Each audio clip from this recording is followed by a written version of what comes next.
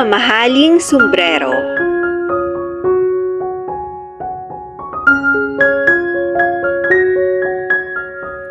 Noong unang panahon ay may isang manlalakbay ang dumayo sa isang kaharian. Nagmula pa siya sa isang malayong lugar. Ang manlalakbay ay tila maharlika at mukhang may marangal na personalidad. Mayroon siyang suot na isang napakagandang sombrero. Walang sino man sa kahariang iyon ang mayroong ganong kagandang sombrero. Kaya halos lahat ng mga opisyal sa palasyo ay namangha dahil sa pambihirang disenyo nito. Nang makita iyon ng hari ay nagustuhan rin niya ito at tinanong niya ang manlalakbay. "Napakaganda naman ng iyong sombrero. Saan mo nabili iyan at magkano ang halaga niyan?" Sumagot ang lalaki. "Mahal na hari, napakamahal po ng sombrerong ito. Kinakailangan kong gumastos ng 1,000 gintong barya para dito.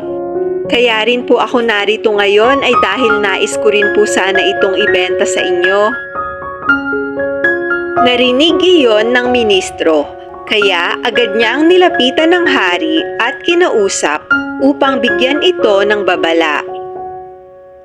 "Kamahalan, huwag po kayong maniwala sa sinasabi ng estrangherong iyan dahil hindi totoo na nagkakahalaga ng 1,000 gintong barya ang sombrero niya.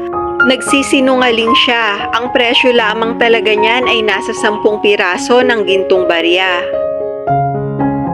Nakita ng manlalakbay na kinausap ng ministro ang hari at nauunawaan niya ang nais nitong ipabatid sa pamamagitan lamang ng pagtingin sa kanyang muka. Hindi baguhan ang manlalakbay.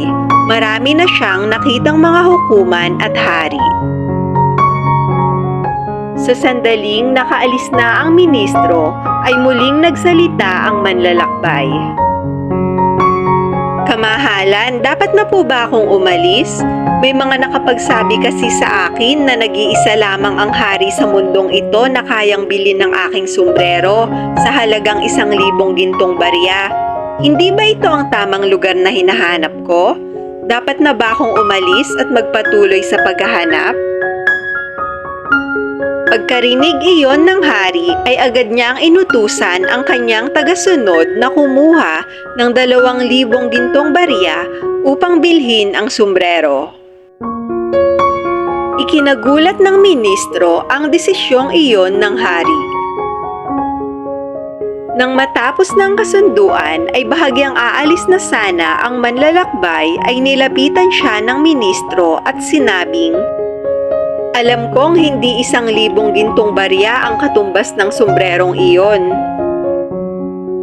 Sumagot ang manlalakbay, "Maaaring alam mo ang presyo ng sombrero, ngunit alam ko naman kung ano ang kahinaan ng hari.